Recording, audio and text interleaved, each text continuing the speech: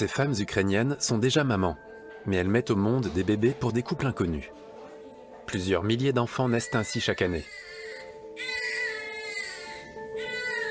Mais qui se cache derrière ces mères porteuses et pourquoi font-elles ce choix?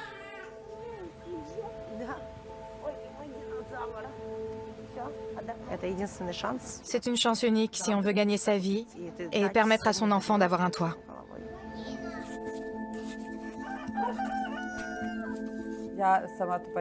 Je suis consciente que cet enfant n'est pas à moi et que je le porte pour des parents que je ne connais pas.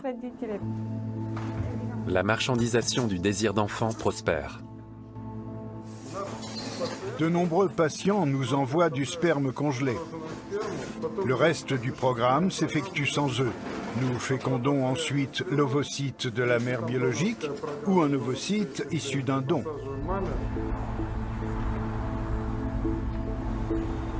Les cliniques engrangent des millions.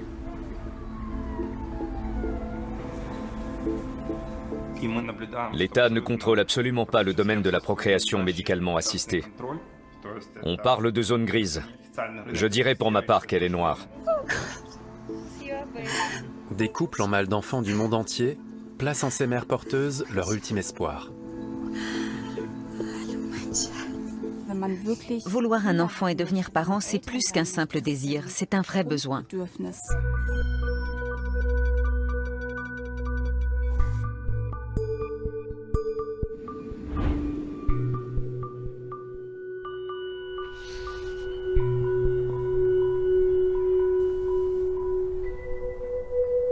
Denise et Jens Walsner sont originaires de La Hesse, en Allemagne. Le couple est en partance pour un voyage pas tout à fait comme les autres. L'embarquement est à quelle heure? À 13h20. C'est le vol qui est à 13h20. C'est vrai, t'as raison. C'est en Ukraine qu'ils vont récupérer l'enfant, qui doit naître à tout instant. Le chemin pour en arriver là a été long. Et la seule chose qui nous intéresse à présent, c'est d'aller la chercher. Elle devrait naître dans 10 jours. Si elle est en retard, c'est qu'elle tient de la maman. Et si elle est à l'heure, elle tiendra plutôt du papa. On verra bien. L'essentiel, c'est que le bébé naisse en bonne santé et qu'on arrive à le rejoindre. Quand ma femme dit que le chemin a été long, elle n'exagère pas. Ça fait déjà 4 ans que ce problème occupe notre vie. On a tout essayé. Après 5 fécondations in vitro en Allemagne qui n'ont rien donné, et d'autres essais sans plus de succès, on a jeté l'éponge et décidé de se tourner vers l'Ukraine. La première tentative a été un échec, mais au deuxième essai, ça a marché.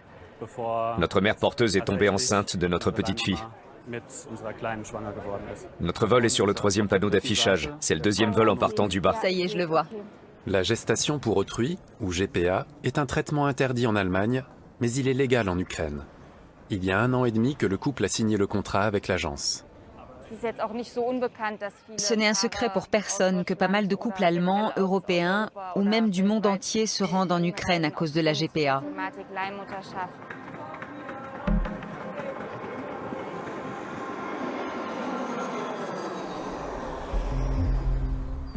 Située à Kiev, la société Biotexcom est la plus grande agence ukrainienne de services de procréation assistée. Des couples infertiles du monde entier la sollicitent.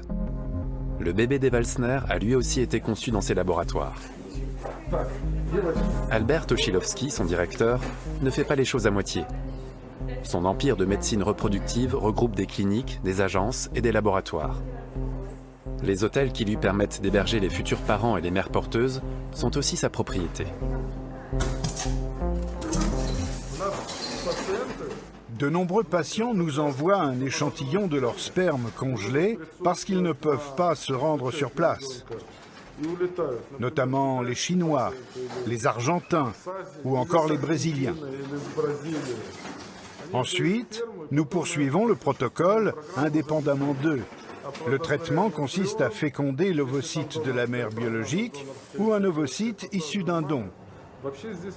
Ce microscope à fluorescence à très haute résolution nous fournit ce qu'on appelle un diagnostic préimplantatoire, qui nous permet de choisir le sexe de l'enfant. Un certain pourcentage de nos clients marquent une préférence pour l'un ou l'autre des deux sexes. Ici, il faut compter entre 40 000 et 60 000 euros pour une GPA. Grâce à cet Eldorado des couples en détresse, Albert Toshilowski gagne des millions.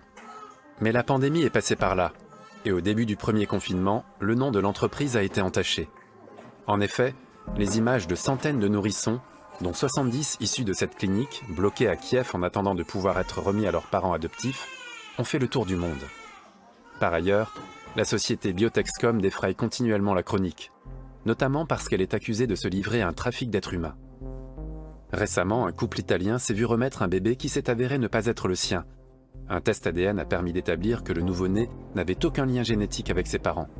L'enfant lui a été retiré et une procédure judiciaire engagée. J'ai ouvert la clinique en 2010 et lancé mes premiers programmes de GPA dans la foulée. Ce qui s'est passé est une tragédie, bien sûr. Mais ça n'a rien à voir avec un trafic d'êtres humains. C'était une erreur médicale, une bavure qui s'est produite en laboratoire. L'affaire a été classée sans suite, et depuis, ces laboratoires procèdent à une double vérification lors de la fécondation de l'ovocyte, affirme l'entrepreneur. Les vraies difficultés sont ailleurs, le plus difficile étant de trouver des mères porteuses. Des centaines d'entre elles, qui ont entre 18 et 40 ans, sont déjà sous contrat. Mais la demande est en constante augmentation. C'est un vrai parcours du combattant de recruter des mères porteuses. Il y a suffisamment de patients pour toutes les agences, mais on manque de mères porteuses. Il faut de bons intermédiaires pour les attirer, c'est essentiel.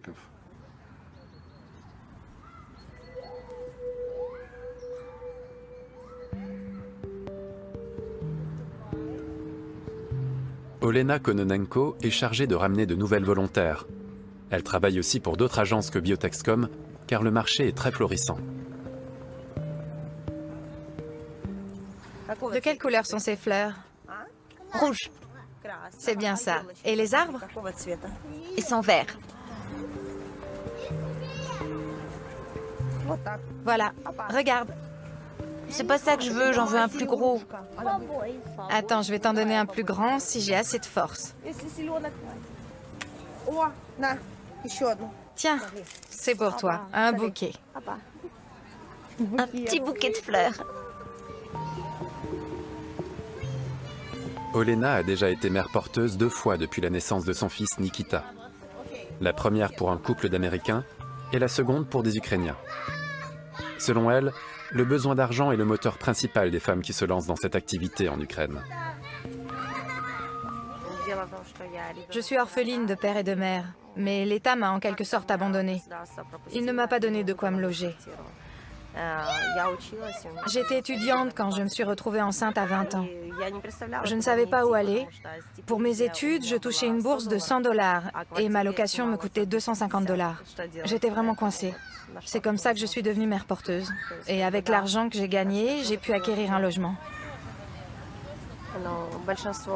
La motivation de la grande majorité des mères porteuses ukrainiennes, c'est de s'acheter un appartement. Elles n'y arriveraient jamais autrement, car 80% d'entre elles sont mères célibataires et ont été abandonnées par le père de leur enfant.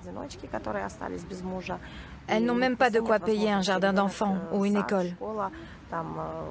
Les dépenses obligatoires pour soi-même et pour habiller l'enfant représentent aussi un budget. Bref, le travail de mère porteuse est pour elles une chance unique de gagner de l'argent et de procurer un toit à leur enfant. Olena passe par des sites spécialisés pour entrer en contact avec des candidates éventuelles. Je regarde toujours les commentaires. Il y a souvent des filles qui ont peur d'écrire un message personnel et qui communiquent par messages vocaux interposés. Là, j'ai créé un post, mais personne n'a cliqué pour l'instant. J'envoie entre 5 et 7 filles à la clinique par semaine et elles subissent un examen médical sur place. Il faut qu'elles remplissent certaines conditions comme être en bonne santé et ne pas avoir de dépendance à l'alcool et aux drogues. En jetant un coup d'œil sur le profil de cette fille, je vois tout de suite à quoi elle ressemble. De toute évidence, elle est en surcharge pondérale, comme la majorité d'entre elles. Du coup, j'ai quelques questions à lui poser. Indiquez-moi votre taille et votre poids. On y va maintenant. Attends 2 secondes. Votre groupe sanguin et votre résus.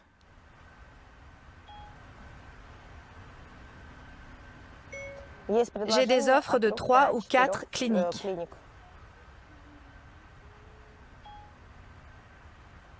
J'attends qu'elle m'ait renvoyé le formulaire rempli. Je sélectionnerai une clinique en fonction des critères qui l'intéressent. Après, ce sera au centre de voir si ça lui convient. Olena souhaite quant à elle être mère porteuse pour la 3e fois et gagner de l'argent pour elle et son fils Nikita.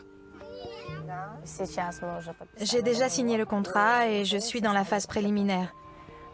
J'ai passé tous les tests et fait toutes les analyses requises. Je serai probablement enceinte d'ici 1 mois.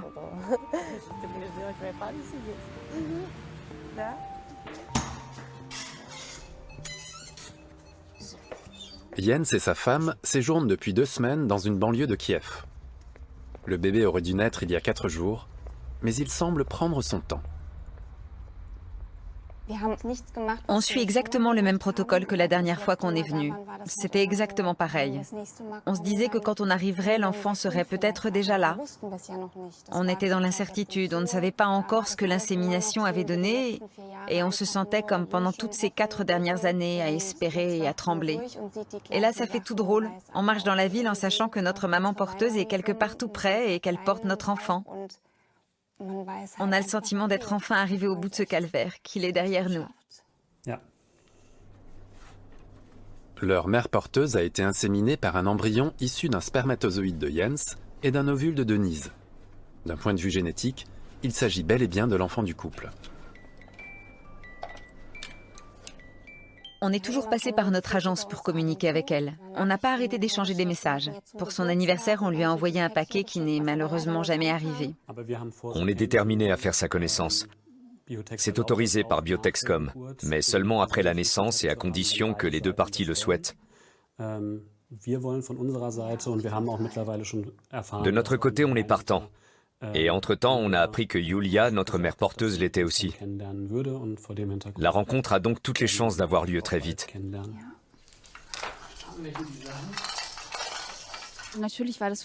Il faut quand même avouer que ça nous faisait un peu bizarre au début. Rien que le fait d'avoir recours à une mère porteuse et de se retrouver à décrypter les clauses d'un contrat, à un moment donné, on se dit que c'est pas comme ça qu'on imagine avoir un enfant.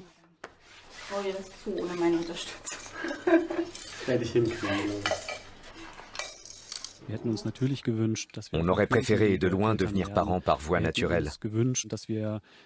On aurait aimé suivre pas à pas l'évolution de l'embryon dans le ventre et voir ma femme prendre de l'embonpoint.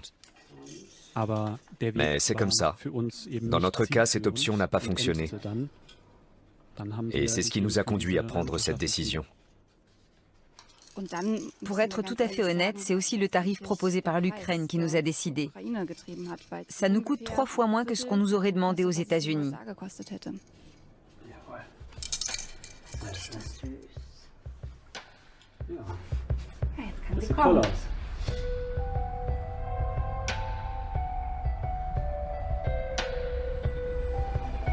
Beaucoup de couples en mal d'enfants voient en l'Ukraine leur ultime chance de devenir parents.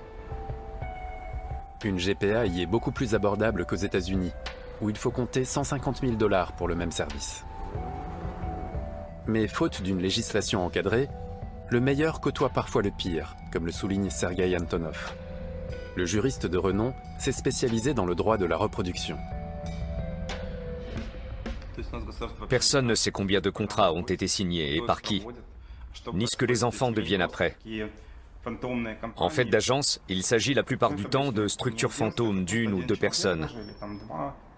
La pratique de la maternité de substitution n'est soumise à aucun contrôle.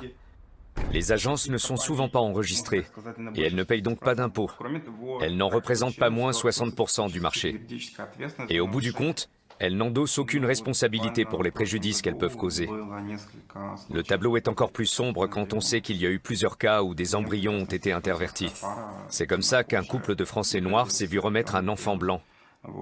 Et ce n'est qu'un exemple parmi d'autres. Il y a eu des tas d'autres scandales où l'ADN de l'enfant ne correspondait pas à celui des parents. En 2019, 9 couples sont venus me consulter parce que la filiation génétique n'avait pas pu être établie. Lors de l'élection du nouveau Parlement ukrainien en 2019, il a été question de légiférer sur le sujet. des propositions de réforme ont vu le jour, certaines émanant de Sergueï Antonov, mais aucune ne s'est concrétisée depuis. En fait, les grandes cliniques de la reproduction assistée n'ont aucun intérêt à la mise en place d'un cadre législatif. La manière dont procède notre Parlement n'est un secret pour personne. Les lois y sont souvent adoptées uniquement en fonction d'intérêts financiers privés. Malheureusement, la médecine reproductive se retrouve aujourd'hui logée à la même enseigne. Aucune loi n'a été promulguée à ce jour. Et on se retrouve dans un flou juridique dont certains tirent largement parti. Notre État n'exerce aucune forme de contrôle sur ce marché. De nombreuses zones d'ombre subsistent. Qu'advient-il par exemple d'un bébé qui vient au monde handicapé et que les parents adoptifs ne viennent pas récupérer? La seule règle incontournable en Ukraine stipule que la future mère porteuse doit déjà avoir eu un enfant et que les parents biologiques ne peuvent être du même sexe. En outre, les parents d'intention doivent être en mesure de prouver que les traitements de FIV qu'ils ont réalisés ont été des échecs, avec un minimum de 4 tentatives de transfert embryonnaire. Denise et Jens sont bien dans ce cas. Pour eux, le grand jour est arrivé. C'est la première fois que j'ai le cœur qui bat la chamade comme ça. Il y a 3 jours que leur fille est née, mais ils ne peuvent pas se rendre à l'hôpital en raison de la crise sanitaire. La remise de l'enfant aura donc lieu dans un hôtel. Tout le monde nous a conseillé de bien dormir pour arriver reposés. Mais j'ai passé la dernière nuit à fixer le petit couffin qui est dans l'axe de notre lit. Je n'ai pas arrêté de me dire qu'elle serait dedans dès le lendemain et auprès de nous pour toujours.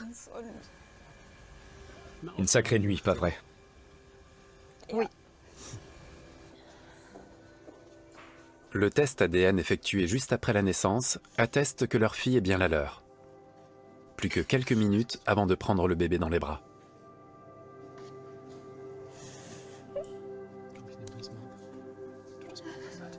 J'en ai des crampes d'estomac.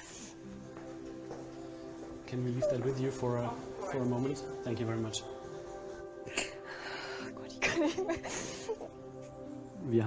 Prendre cette décision n'a pas été un choix facile. En Ukraine, il a fallu fournir les preuves que nous ne pouvions pas avoir d'enfants par voie naturelle.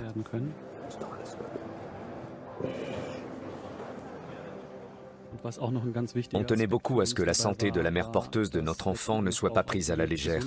On voulait qu'elle ait déjà eu un enfant, ce qui est d'ailleurs la loi en Ukraine.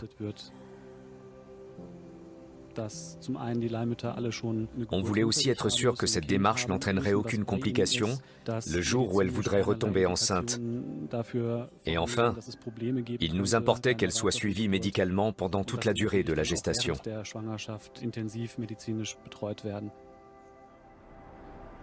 La voiture arrive enfin et leur fille Laura est à l'intérieur. Une dame de l'agence est allée chercher l'enfant à l'hôpital pour le leur remettre.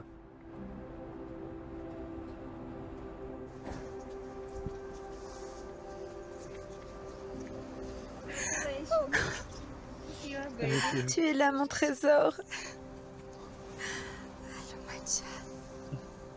Thank you.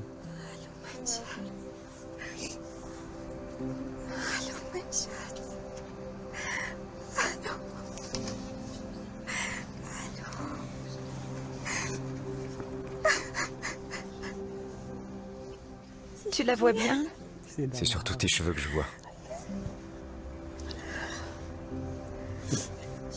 Elle t'aura point fermé comme son papa. On est très heureux. Oui, on est très heureux. Aux anges. On a les résultats des premiers tests du médecin. Tout va parfaitement bien. Elle est bien portante et tout se présente sous les meilleurs auspices. Elle est en bonne santé. Elle vient juste de manger. Elle a bon appétit. Bref, tout baigne. Le couple ne pourra cependant pas repartir avant 3 semaines. Les 2 parents doivent encore faire le tour des administrations et se rendre à l'ambassade d'Allemagne pour faire reconnaître légalement leur filiation avec Laura. Ils vont aussi faire la connaissance de Yulia, la mère porteuse de leur enfant.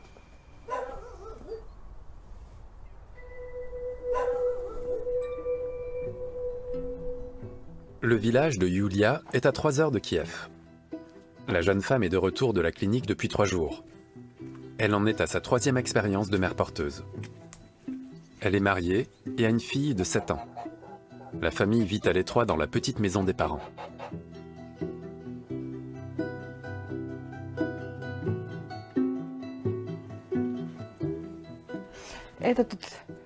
C'est la pièce où notre fille fait ses devoirs.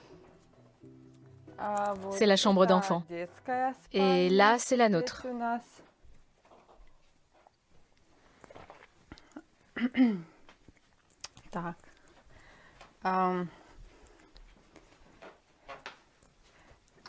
Ici, c'est notre salon. Et là, c'est la chambre de mon frère, où on a entreposé quelques affaires de ma fille.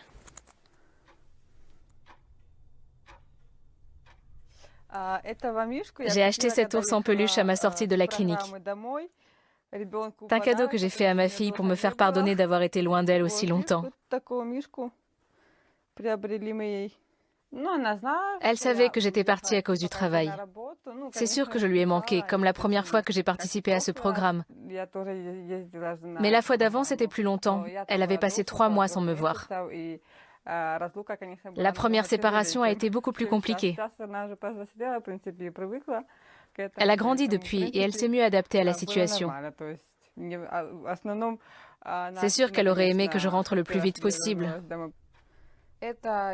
C'est la première photo d'elle avec moi, mon mari et ma belle-mère. J'ai pleuré à sa naissance. C'est normal pour le premier enfant.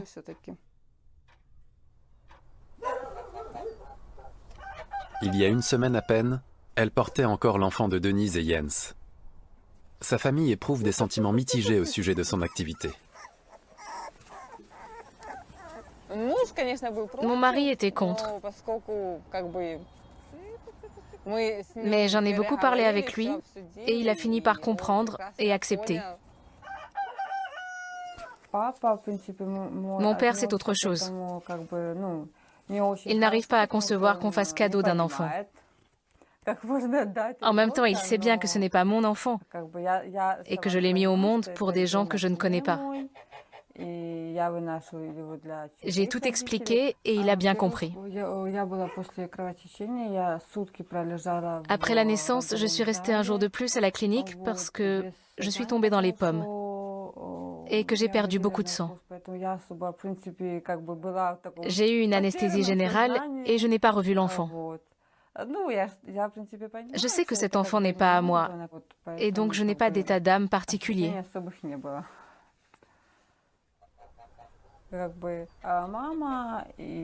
Ma mère et mes 3 sœurs se montrent plus compréhensives. Elles savent aussi que l'argent que je gagne va servir à retaper la maison. Elles ne m'ont pas posé beaucoup de questions.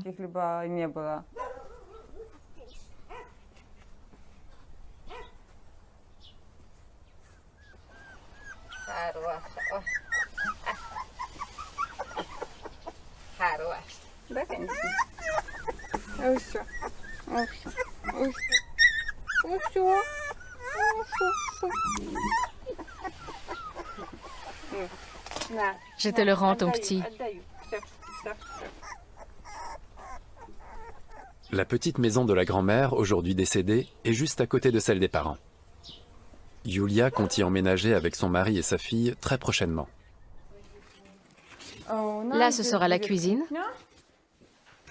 Ici, on va installer une douche, un lavabo, un frigidaire et un chauffe-eau. En principe, c'est tout. Ici, c'est le vestibule avec le poêle que papa nous a fait. Et là, ce sera notre salon, qui servira en même temps de chambre à coucher de la petite.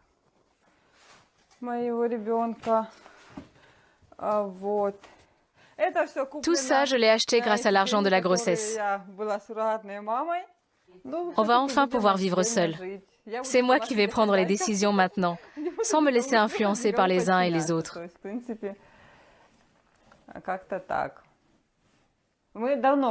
Ça faisait longtemps qu'on voulait vivre chacun de son côté avec mes parents.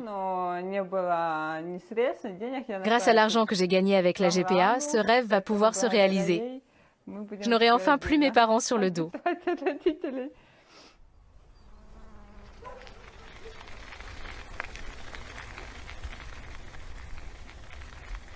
Les gens du village sont au courant. Yulia n'en a jamais fait mystère. Elle n'a pas peur du qu'en dira-t-on, mais elle sait que les préjugés ont la vie dure à la campagne. Pas question par conséquent de dévoiler des images de sa fille et de sa famille aux caméras.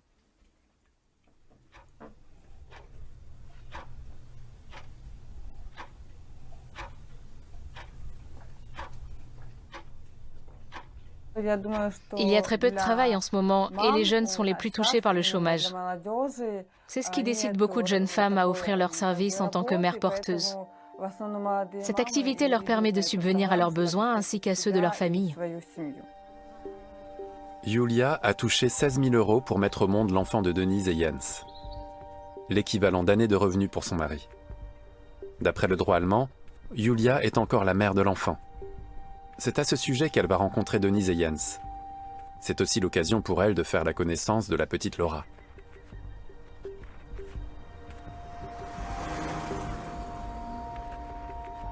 À l'ambassade allemande de Kiev, une semaine plus tard.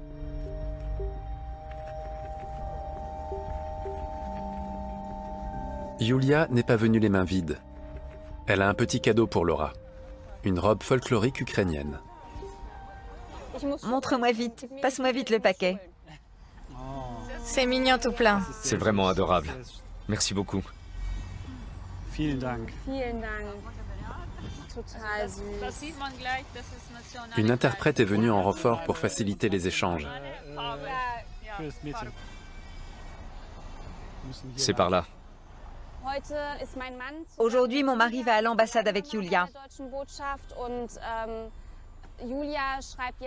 Elle va signer une dérogation qui donnera à mon mari les pleins pouvoirs pour qu'on puisse repartir en Allemagne avec Laura. Pour l'instant, d'après le droit allemand, je n'ai pas de statut officiel envers la petite. Une fois en Allemagne, il faudra que je l'adopte. D'après la loi allemande, la mère est celle qui a mis l'enfant au monde. En Ukraine, c'est le patrimoine génétique qui est pris en compte. Et nous sommes les parents biologiques de Laura.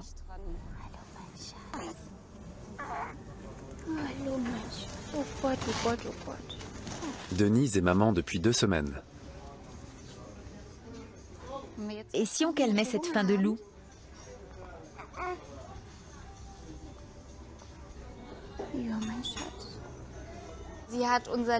Elle a complètement chamboulé notre vie du jour au lendemain. On a dû apprendre chaque geste, mais c'est un bébé pour débutants, comme je dis toujours.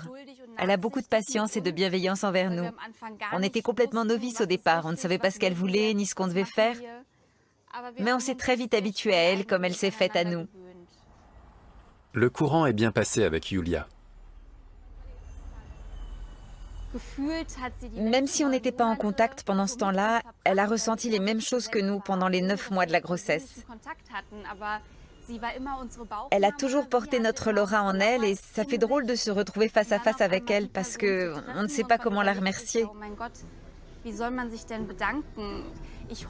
J'espère qu'elle a compris à quel point nous lui sommes reconnaissants. «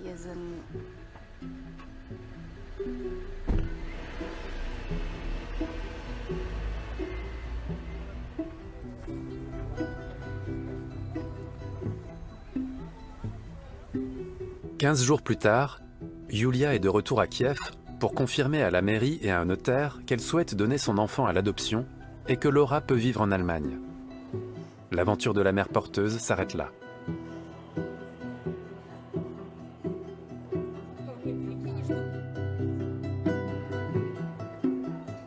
Il ne lui reste plus qu'à acheter un petit cadeau à sa fille avant de rentrer à la maison. Je suis contente d'avoir pu aider ce couple à avoir cette petite. Je me réjouis du bonheur que j'ai pu leur apporter.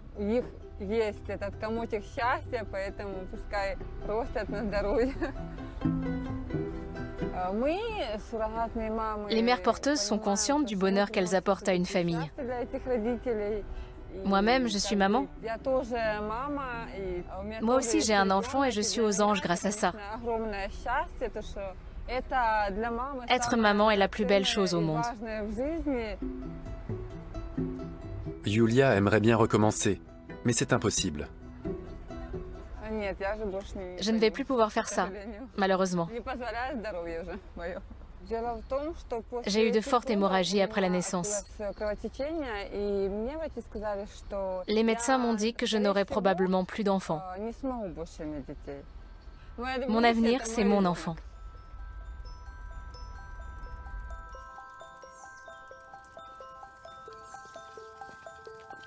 Denise et Jens sont de retour en Allemagne. Ils assument plus que jamais un choix que leur pays ne leur aurait jamais offert.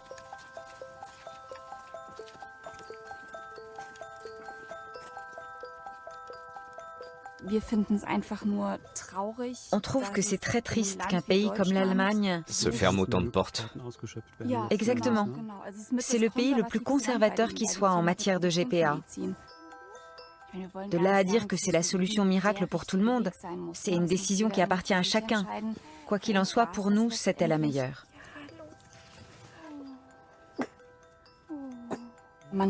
On parle toujours du désir d'enfant, mais c'est beaucoup plus fort que ça.